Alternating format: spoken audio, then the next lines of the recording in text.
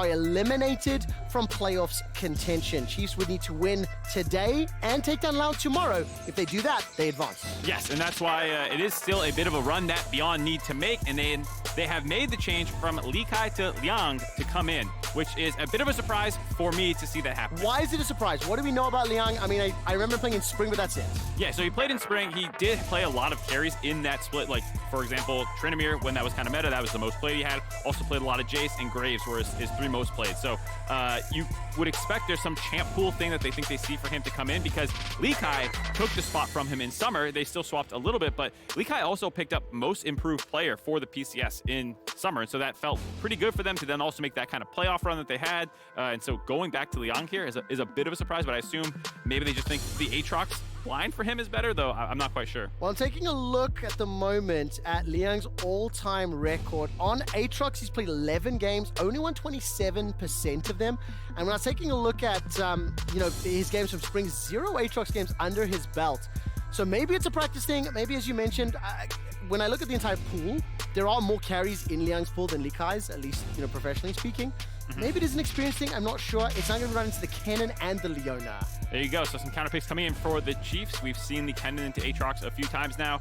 Be able to win lane early on if you want to get really scrappy, and the Aatrox is down to fight you can potentially find some solo kills, but then you also transition into a mid to late game AoE team fighter. Something I want to talk about in-game is how good Maokai's ultimate is at throwing off or thwarting the level of engage, like a Leona, like a Kennen. Obviously, you can't interrupt that caster jumping onto the back line, but I see a lot of discussions on Reddit around how powerful it can be later stage of the tournament. The third pick here from Beyond is going to be Silas. So again, a lot of brawl-heavy champions already on the Rift. Yeah, Silas having 2 great ultimates to steal right away. Yes. While he does not know the matchup he's playing into, Minji can feel confident grabbing a Leona or Kennen ultimate will feel fantastic. Grabbing that one up. And then like you're saying about the Maokai, just the changes that came through, it was a lot of tweaks to his kit. Even though it functionally played quite a bit, they took like the AP ratio, the health percent damage from his E and kind of stuck it on his Q at a reduced amount, but that means that you kind of get to spam it a little bit more. He started doing bonus damage to monsters to make him much stronger in the jungle. His healing from his passive got tweaked a little bit, as well as what counts as lowering the cooldown on it, which again made him a little bit better of a jungler. And so now you can get this insane amount of lockdown CC like you're talking about with that ultimate, the W, the Q, all this stuff. The vision control from E is just too valuable to pass up. I mean, Goodbook completely sold me on the tree the first couple of games. We're seeing it now rising in priority. Day 1, not so much. Day 2 and 3, starting to pick up. Do you have a lane that you prefer, or a role you prefer to see it in? I think matchup dependent, I guess, right? Matchups will matter, of course, but I think the thing that's nice about it in the jungle is that it brings so much stability. It's this backbone for your team. We're like, great, now we have engage, now we have peel, now we have a little bit of magic damage, we have all these things, vision control that it can do, and that's what makes it such a strong pro play pick. As well as when you get higher and higher in his skill, when you disjoint the W, you can use that to drop turret shots, you can go under the Azir wall that we saw, you can actually see a lot of animations and tap your W and get out from them. I mean, if you love everything that Mark just said, go back and watch Pioshik's opening game. He basically used the sapling, and I think as Zale said it best, as a map hack. Yes. I think that honestly was just such a great description, because the entire game, our observers were following Pioshik's movement around, and he was just littering the ward with those little saplings. Will we see Husher playing it or Kino? Find out in a moment. Ezreal's now been locked into the Kai'Sa Leona. One would assume that's going to be a jungle. Shinzao the Hecarim and the Trundle the last ban. So Arthur's going to look a little deeper down his champion pool. This is the player that I was talking a lot about on day 1. Player that led the charge for Chiefs down in the LCO. And he's going to have to try to find someone to disrupt BYG to keep Chiefs hopes alive. Yeah, we'll have to see if Arthur can put the team on his back. Right now, Chiefs not only looking for the first win in this tournament, but also this year for Oceania. With Order in MSI going 0-8, they have not found a win at international competition yet this year. A lot of people were very excited about Chiefs for how much they dominated in summer, split their own region, put some expectations on them that they should be able to make a little bit of noise in the group stage, and not finding a win yet. Definitely feeling tough for them. They pivot off the Ahri. I thought they might go for this very scrappy comp where you have this Xin Zhao running between top and mid, trying to make fights happen. Still a similar idea, but a little bit more controlled than what Jat, I think it was, who on the desk was looking for from Tally, having a roaming mid laner. I mean, the thing that I also really like about that Weaver's Wall can be hugely influential in kind of a similar way to what the Nature's Cross can do in terms of disrupting a fight, stopping engages, like really slowing things down. So it can be used to great effect in any of those objectives. And with the Alistar now locked in, we've got the 2 team compositions secured. How do the respective teams want to win their games? I think for the side of Chiefs, it's about getting mid-jungle 2v2 prio and then roaming into side lanes where you're probably making dives happen with that Leona or with the Ken, both of them have incredible CC in your side lanes to make things go. For Beyond, they have very good scaling. We've seen Ezreal starting to get played a little bit now. Obviously becomes disgusting over time, especially if you can land your Qs for Wako. And then the Sylas scales well, Maokai scales extremely well. The Aatrox has become pretty threatening as he gets more and more items. He gets these insane resetting team fights, and even just on one item with clips now, it's just a strong champion all game long. That's kind of why his highest presence in the tournament. Very, very powerful. Mark, can I play a little quick stat game with you? You can try. How many games has Tally played professionally? Give me a round up to the nearest 10. Give me a 30-second No, clip. I said guess. You can't check. I can't guess. Guess. 370. That's actually not bad. 300 professional games rounded up. Do you want to know how many of those games are Talia? I'll tell you. 2. And he won both of them. They were from this 100% win summer. rate, baby! That's what I wanted to hear. Now, to be fair, a lot of the Chiefs' win rates are at 100% from this summer because they did only drop that single game. And I will say, to defend him a little bit, Yes. his Swain has been getting banned first side now. On no matter what they're doing, enemies will ban that out. And I know he didn't dominate with that champion specifically, but it was his most played in summer and did play it a couple times on the world stage. And people saw enough good from it that they said they wanted to take it away from him. And unfortunately for Chiefs, there's sometimes this critical mass that you can hit in draft where there's just too many pocket picks. They have to start leaving something through. It doesn't feel like that's the case for Chiefs right now. So they can keep removing Tally's best champion and one of the best champions for Chiefs as a whole. And there's nothing that they were able to find that punishes that kind of high prioritization where most people just let Swain go through. I mean, I think that Swain as well is definitely another one of those sort of sleeper picks that we're seeing pop up a little bit more. I think Mad Lions used it for a win earlier today. It was banned out by the Evil Geniuses when they targeted Chiefs, as you mentioned already. That sort of favored pick. But right now on the Talia, we'll be facing down against the Sylas. I mean, he's going to be looking to push in as you would anticipate until that threat volley can work. And right now, we're already seeing just defensive start from BYG. Yep, I think Beyond's going to play this one pretty safe for the entire game. We've seen a couple times now where teams feel like that they have the advantage. There's a lot to play for. They start going for safer, sturdier picks. I do want to comment on the Aatrox comment because I was trolling Reddit last night and I saw some people wondering about why you do it. One reason is the comment itself. Obviously, if you're just going to be into range matchups, you can land your Q1 tipper. That knockup will guarantee that the comment lands and allows you to get some decent trades throughout what is usually a pretty tough lane phase. The other thing is in the first tree, getting the nullifying orb. Knowing that you might get dove, you might see ganks come your way, being able to negate some of that burst that the Kennon's able to throw down, stuff like that. Nimbus Cloak with your ultimate as well. People often go, you go flying in there, stuff like that. I mean, when you combine that also with the damage that's going to come out from that 3-talent strike, audacious charge from Arthur on that Xin Zhao, I mean, it definitely makes sense. Right now, Wacko and Kino, they're going to be a little bit later to lane. They did stick around and help Hush out just for a brief moment at Kai'Sa and Leona. Gonna try to bully as much as they can. This is where Kino decides to move around the map. As Tafoon already starting to chuck down those autos.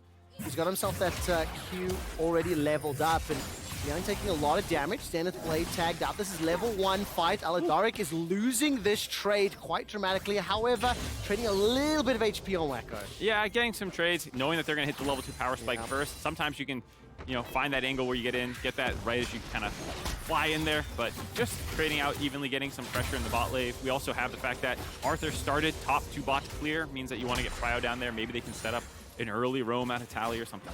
All right, now, Hush is going to start on that red buff. I'm keeping a close eye on the positioning from Arthur. I'm sure if you have watched the Chiefs games already, you know that he was by far and away the best jungler from the LCO. And as far as Chiefs were concerned, the team, the super team, they only dropped that single game all summer long, all year, because of just the 2. Instead, Arthur's now already on that screen. Decided to peel backwards. All 3 lanes are pushing into Beyond, so there's not a huge amount of options for Arthur laning-wise, hence the reason he's going blue buff. And that's kind of what we're talking about with Beyond playing this more defensive style in this game, knowing that they're not going to be able to win early on. Does give Chiefs the opportunity to call their own plays. And like we said, Tally on the early move. Marcus is exactly what you wanted to see. They fancy the doves, not enough minions. Not going to risk that one yet. Also, exhaust and cleanse respectively, for Kino and Wacko. So I like the sort of idea here from Chiefs. At least they are showing that they've got control of this early phase. And, I mean, it's tough against an yeah. Alistar to make that level 2 dive happen. Exactly. And that's also, I think, why you saw Aladoric going in aggressively, make the lane states volatile, put people at low HP, makes ganks easier. People are already starting the gank at half health, easier to finish off. Minji step forward with that one. Flash is still available to him. Sapling toss could be helpful. Aladoric is looking to sidestep. Flash up. It's going to be forcing away Minji, and that's not going to be successful. However, pressure again, movement around the map. Every single member of Chiefs contributing. Yeah, really nice start for Chiefs. The fact that Aladoric kind of got broken out of the lane phase as well with the early pressure from Arthur and Tally. He kind of repays that favor. Flashing for Flash in the mid lane means that there's potential now for Tally if he can land a flick, or Arthur just wants to flash on top of him. Minji will be exposed in the mid lane, and for Leona, having Hex Flash, probably the best one to give it up. I thought for a second Arthur was going to go Flash W when becomes Lightning.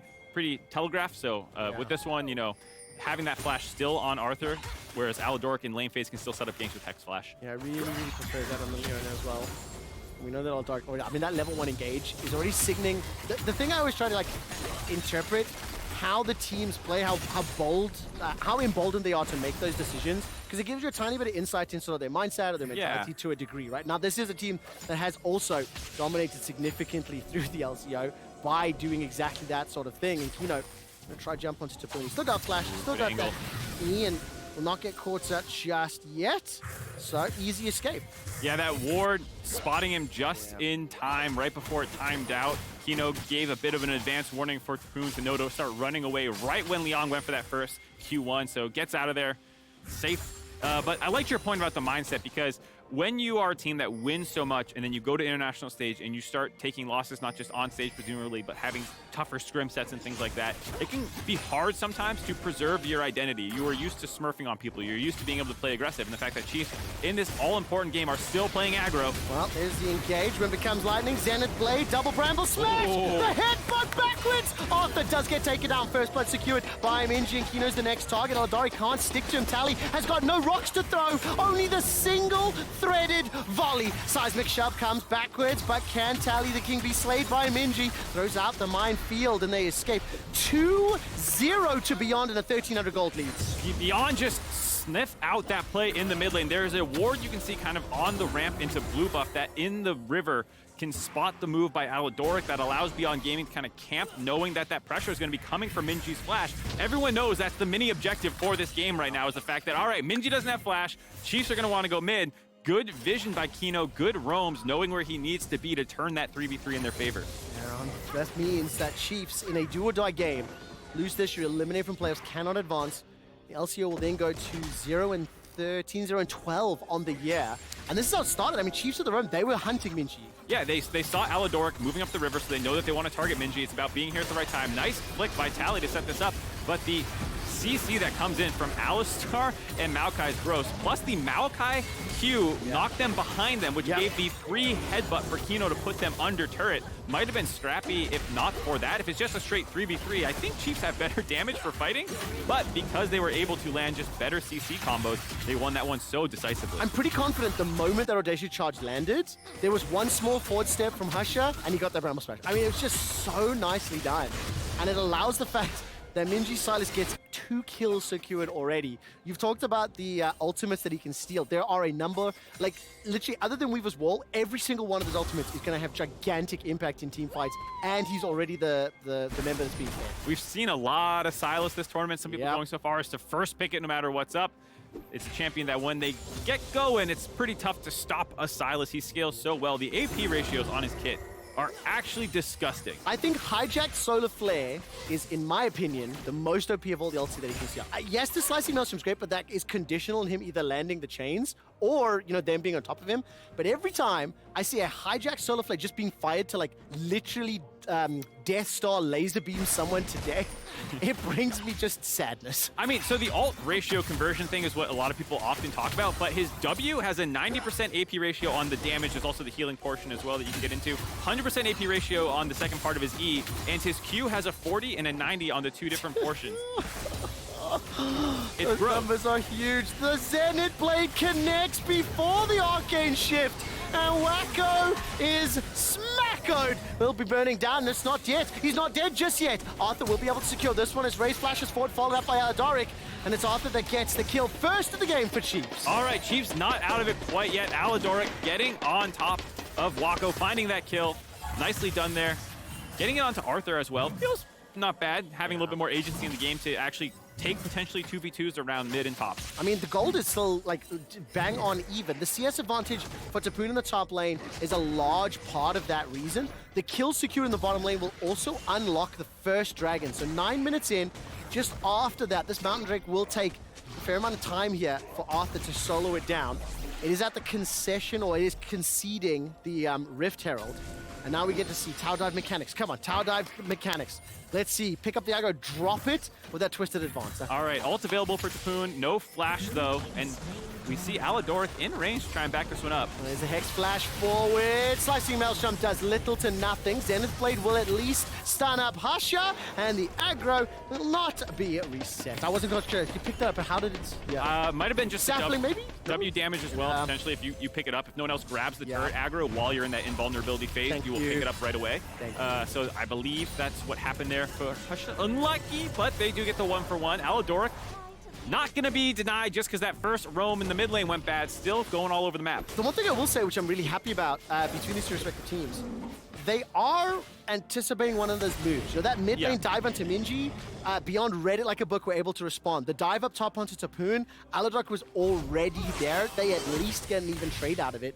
So there's a level of understanding here and a quality in strength. But look at that mini-map. Aladoric just making it to range. Yeah, I really like it. The fact that they just got the kill on the bot side means that they don't need to help protect the dragon take by Arthur. So it goes up top side, lands a nice double ultimate there. Does end up being the 2-for-1, and there, I guess, just still grab the turret. Okay. Wasn't able to get any autos down from the rest of the team, and that will mean 2 kills to 3, but the dragon secured is going to be advantageous. And I think crucial as well. It's a huge amount. Front line, and all of a sudden Tapoon is once again under third. His flash is just a couple seconds away. That's the flash twisted advance, and the flash from Tapoon is just a moment too late. No summoner spell available to him. A darkened blade from Liang sends Tapoon packing, and of course that's a substitute player. Keep in mind, Liang coming in 1-0-1. A little bit bullied, but doing just fine.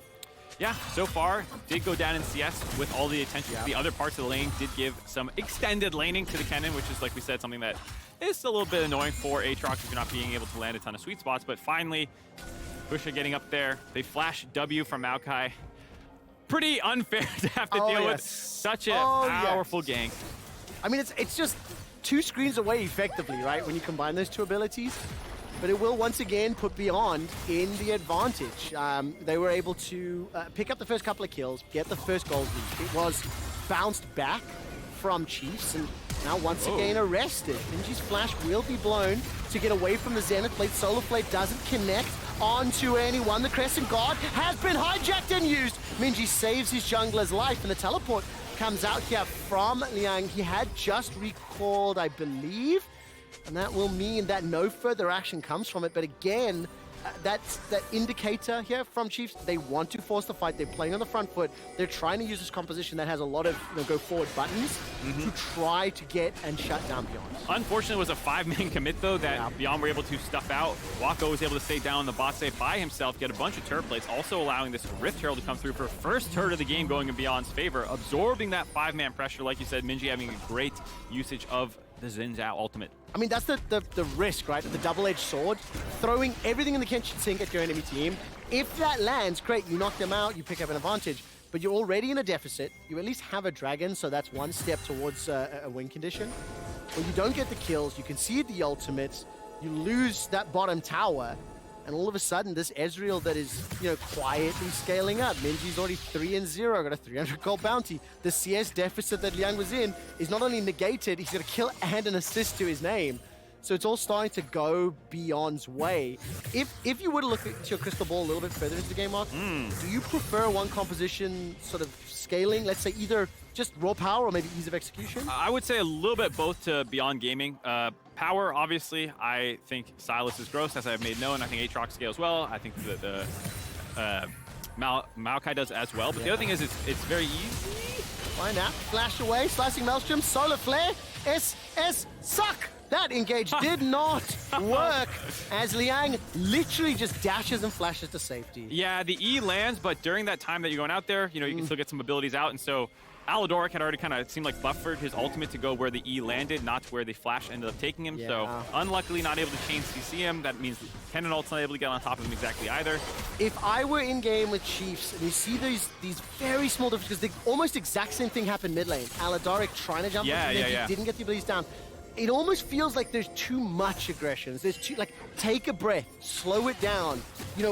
Really make sure you layer your CC correctly, because there's so many tools here from Chiefs, but they're just firing haphazardly from the waist and not finding their target. I think they're hungry to make a play happen, Yes. and you're up there, you have the resources committed. You saw again, during that time, Waka was just sitting mid, hitting them. You also had Minji down the bot lane during that time, and so not only are you eager to make a play just for your own mental state, but also the pace of the game, these other people have not committed to defending completely, and so Beyond able to get out of there by himself means that now he can walk back up to this turret, keep defending it, and the rest of Beyond just keeps farming away. Absolutely love that graphic just popped up. The turret plate secured. Beyond about plus 800 gold just from turret plates. That means their gold lead is just over 2,500 in the lead. Dragon secured here by Beyond. That's the Infernal. So now we're going to be playing on a Cloud Rift. Just 3 members of Chiefs. Make that 4 members of Chiefs on our continued pressure. Teleport is available for Minji. He's in the bottom lane. Zenith Blade won't find its target, nor will that Ray Seeker. And all of a sudden, Raze will just pop Kino, get the teleport as well. And all of a sudden, Waka's now looking for Arthur. Nature's Grasp thrown down. They engage, flash over the wall. Pusher's now coming from behind. Minji has stolen that Solar Flare, does so much damage. Minji's on a rampage, got himself the 4th. Arthur and Tally running for their lives. Tapoon may be too late to the fray. Won't even fire that slicing maelstrom. And Liang is looking to end LCO's world. Picking up another 7 kills to 3,000 gold up. Beyond Gaming answer that play out. Yes, Chiefs were able to find the initial kill under the turret onto Kino, but already they were moving up to the top side, no way out. Arthur tried to fight his way out by hopping on top of Wako, not able to quite do it though. A bunch more kills going in their favor. No major objectives really beyond this second Rift Girl that has just spawned, so gonna grab this one away for Beyond. We'll see where they want to use it. Probably gonna try and break mid lane turret. This is where you start to get scared though, Mark. 203 Aatrox, 401 Silas. I mean, look at the minimap just before I hand over. That split push pressure from Minji, he tried to come in, it didn't work out. Yeah, you can see the teleport coming underneath the turret. He could have even gone for a nastier flank going onto the pink wards in River instead, but wanted to make sure that the dive did not continue onto Liang. Wako moving up to the river. That's where you saw Arthur make the decision to hop on top of him, but already Hush is behind. There's just not a clear angle for them to take at all to try and survive this on the side of the Chiefs. Very difficult, and you see the power of that Maokai so sticky once he's in the chase down sequence. I've got this feeling in my stomach that, like, Beyond Gaming's advantages, most of them have come from punishing the overreaches from Chiefs. Do you think that's fair to say, or is it a bit of a stretch? No, I think it's fair to say. I mean, there haven't been like too many of their own dives. There's one top side, but at the same time, that was kind of what we were saying strategically made the most sense for the call to do. Yeah, if you can get good vision out, see where the enemy's going to be going, and either choose to get up there and counter it or move away from it and just keep farming plates and things like that. I think Beyond Gaming's done a very good job of seeing all the plays coming and never being surprised, really. Always knowing what their decision was going to get them, whether that be farm, turret plates, or kills. Man, 4,000 gold up already. 2.5 minutes until the next dragon spawns. And let's not disregard the fact that there is a lot of team fighting tools here from Chiefs, but that window, or the difficulty with which you want to make that work into an Alistair, into the Maokai, into the Aatrox is going to be more difficult. And this is one of the things that I was going to touch on when you were asking about, comp favorites. I really like when it's... Oh, hold on. Every time I try and talk about it, someone's going to die. It's not the case, though. Let's find out. Liang will get caught by a Solar Flare. So Zenith Blade correction.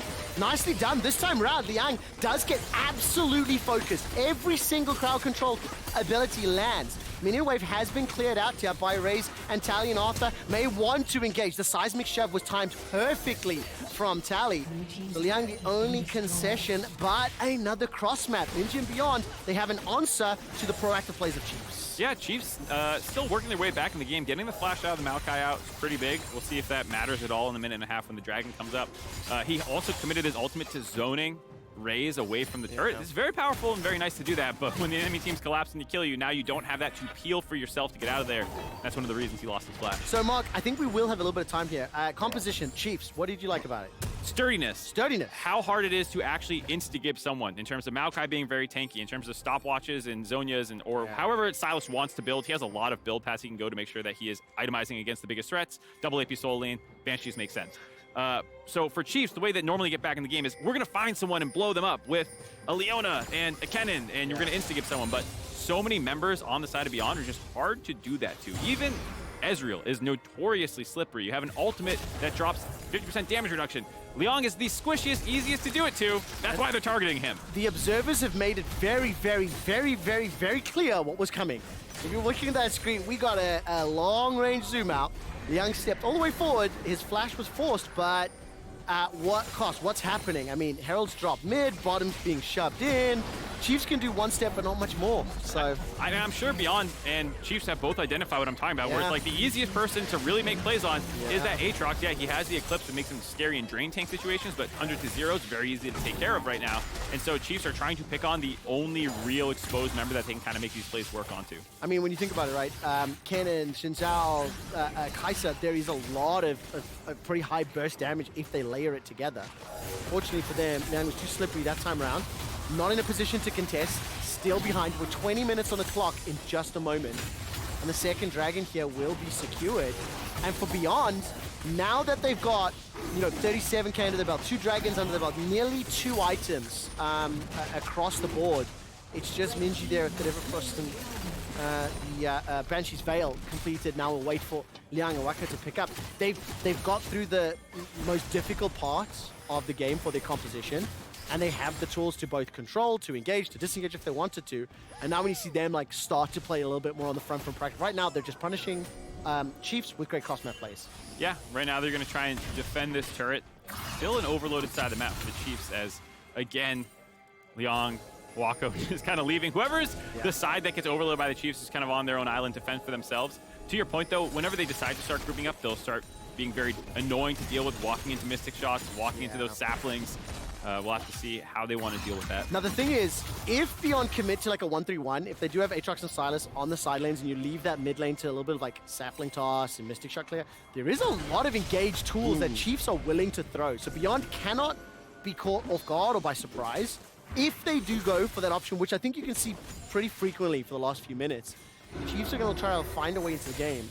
And I've got this little comment I want to ask about. We'll see whether or not this engage plays out here. Arthur and Tally starting to back out. That's the engage from Hasha. Throws down that Chem tank.